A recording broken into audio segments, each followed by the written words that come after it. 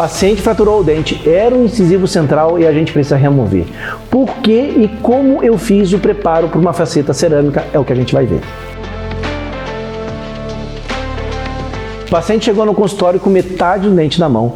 De cara eu já fui lá, colei o fragmento para servir como provisório, só que esse fragmento não estava legal. Esse dente já tinha fraturado já anos atrás. E apesar do dente, do que restou do dente, ainda ter um substrato de uma cor satisfatória, o fragmento, que tinha também restauração ali misturada, principalmente na palatina, tinha uma grande alteração de cor, não estava bonito. E pelo desejo do paciente e a minha observação do caso, eu resolvi fazer uma faceta cerâmica para ele.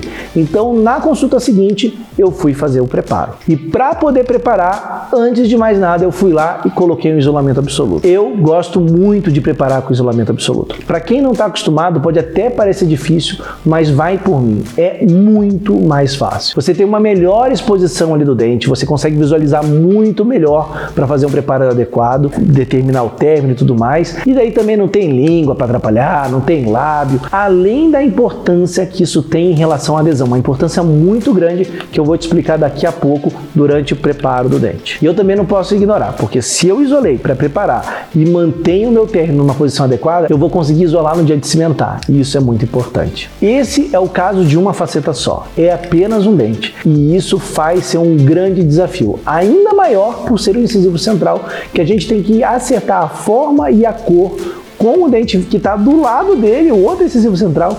Isso não é nada fácil. Por isso mesmo, já coloca aqui no comentário se você faria também uma coroa cerâmica num caso como esse, ou se não, qual é a opção de tratamento que você ia sugerir aqui para mim. E como nesse caso a gente não está mudando o sorriso, a gente apenas está fazendo um dente, com esse fragmento já colado ali na posição, a gente tem uma excelente referência, não da cor, mas da forma, do volume que a gente quer para a nossa restauração final. Eu não preciso fazer o enceramento para esse caso, o enceramento que iria me guiar no preparo. Não, eu vou me guiar pela própria situação inicial do dente, porque eu não vou alterar nada nele. E agora eu vou ter que planejar como que vai ser o meu preparo, quanto de espaço que eu preciso para que o técnico faça essa faceta. E o que eu vou considerar, primeiro, é a cor do substrato, daquele que vai ficar, não do fragmento, mas ali do que vai ficar, e é bem satisfatório.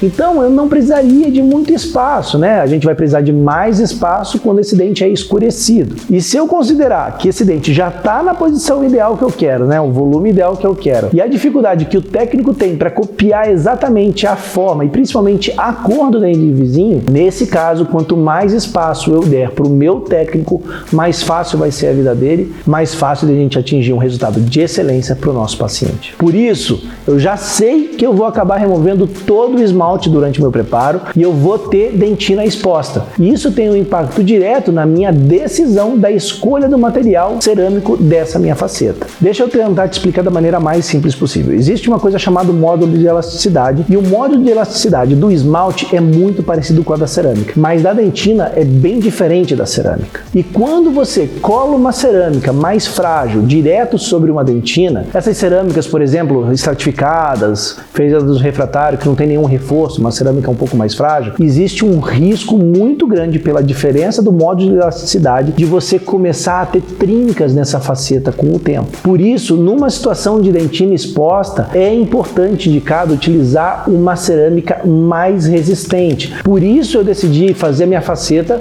com uma estrutura de silicato de lítio. É uma estrutura monolítica de silicato de lítio com um cutback, que é o estratificado. O que é o cutback? O técnico vai lá, faz uma coroa inteira, daí pega a vestibular, desgasta um pouco dela e estratifica uma cerâmica por cima daquela base monolítica para ter um resultado mais natural. O de silicato de lítio não é resina estratificada, é resina da estrutura. E o estratificado é uma resina que é um pouco mais frágil, mas isso não vai ficar diferente porque ele só vai dar estética e o técnico vai ter muito mais facilidade de acertar a cor, porque ele vai ter mais domínio ali dessa estratificação. Agora, uma outra coisa importante que tem que considerar é a dificuldade de acertar a cor num caso desses. É muito comum a gente ter que às vezes fazer 2, 3, 4 provas e no caso ajustes para ajustar às vezes a forma e principalmente a cor. E levar levar tantas vezes a cerâmica para o forno para fazer ajuste, às vezes vira um problema. Você pode acabar estragando essa cerâmica. Muitas vezes o técnico tem que refazer uma cerâmica inteira, porque é muito mais difícil. Por isso se cobra tanto mais para fazer um dente só. E a minha escolha do silicato de lítio ajuda ao técnico fazer esse trabalho, fazer essas correções de uma maneira muito mais simples do que se fosse uma cerâmica refratária. Mas vamos lá, vamos para o espaço. Quando a gente tem uma estrutura, para depois ter estratificação, a gente precisa de um espaço um pouquinho maior, então a gente vai trabalhar com espaço de 0,7 milímetros no corpo do preparo. Praticamente não tem corpo do preparo, por causa da fratura do dente, né? E ali uns 0,3 milímetros na região cervical, 0,2, 0,3 no término do nosso dente. E assim, ó, esquece essa história de lente de contato, sem desgaste, até porque a palavra lente para odontologia não existe, tá? É faceta. Tem até um vídeo que eu explico exatamente sobre isso. O link desse vídeo eu vou colocar até aqui nos comentários. Se você quiser depois, você vai lá e assistir ele. O preparo, ele tem que ser de acordo com a necessidade do caso que você está restaurando naquele momento. Se tem que preparar muito, prepara muito. Se tem que preparar pouco, prepara pouco. Eu, por exemplo, não gosto nem de chamar de faceta, tá? Eu prefiro chamar tudo de restauração de cerâmica, restauração indireta cerâmica. Porque o meu preparo, ele vai ser de acordo com a necessidade do momento, questão de cor, de cavidade prévia, de restauração que esse dente já tinha. Então não se amarra num termo que determina um tipo de preparo. Faça o preparo de acordo com a necessidade de cada caso. E essa é exatamente a beleza, né? O que eu vejo de tão belo nas próteses adesivas. Você não tem mais aquele preparo geométrico pré-definido que você tinha lá nos livros do Schimburg. Você agora vai fazer um preparo no formato da necessidade do caso. E um preparo extremamente simples, bem arredondado, quanto mais melhor.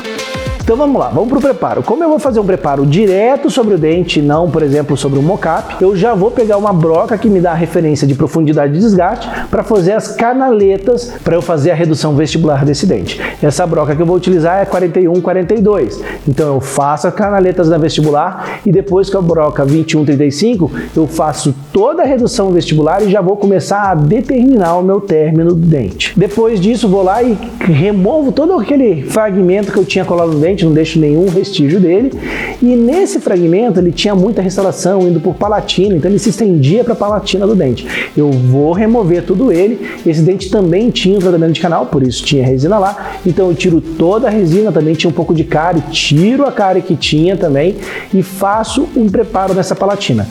Eu poderia, mas eu não vou preparar as proximais desse dente. Se eu preparar as proximais desse dente, eu transformo em uma coroa e eu não quero. Eu quero só a vestibular e a palatina envolvidas nesse preparo, porque mantendo as proximais, mesmo ela pouco, igual nesse caso, isso ajuda a manter uma resistência maior desse dente à fratura. E mesmo com tratamento endodôntico, esse dente tem muita estrutura ainda, então não preciso colocar o pino, não tem qualquer necessidade de colocar um pino no caso desse. Vou seguir com meu preparo. E vou fazer a finalização do meu término com uma broca de baixa rotação e eu tenho que tomar muito cuidado nesse término. Por quê? Porque eu estou com um grampo e com isolamento afastando o tecido gengival, expondo mais o término que realmente ele já é exposto. E isso corre o risco de eu preparar ele subgengival, então tem que tomar cuidado. É fundamental esse preparo ficar supragengival e manter todo esse término em esmalte. Quanto mais esmalte no seu término, maior é a longevidade das nossas próteses. Isso também tem comprovação científica. Agora, se você quiser ter um pouquinho de segurança, para você não perder o controle da onde tem que ficar esse término, você pode fazer assim.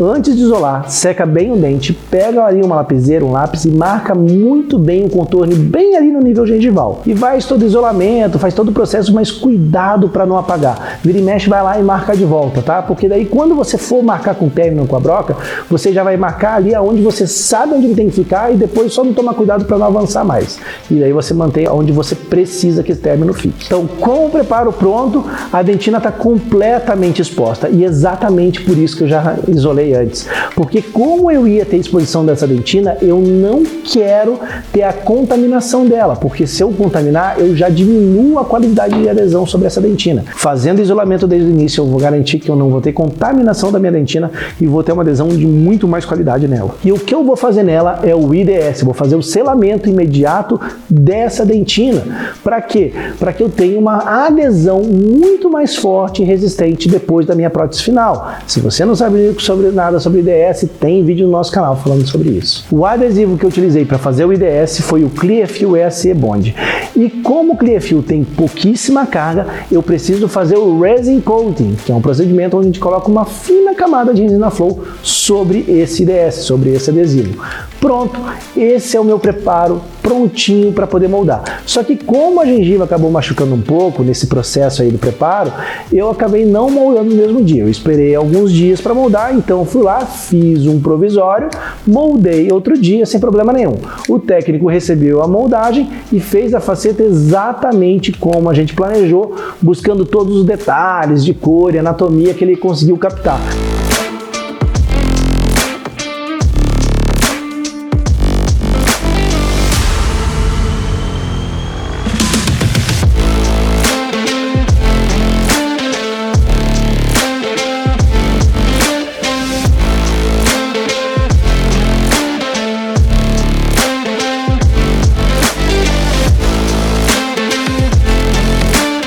Não só nas fotos que eu fiz ali do dente 11, né, do preparo e tudo mais, mas o paciente foi até o laboratório para que o técnico pudesse fazer uma leitura de cor muito mais precisa.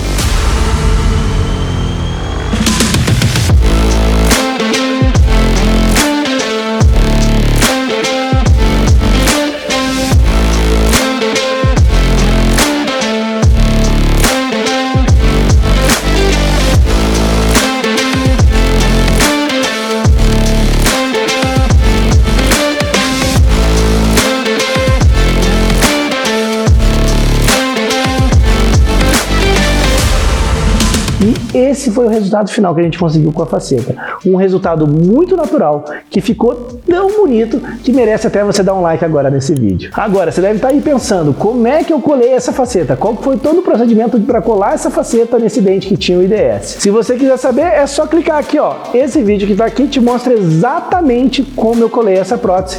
É só você ir lá e assistir, ou se você não quiser como eu colei, o YouTube já separou um outro vídeo para você também. Aproveita, até a próxima. Valeu!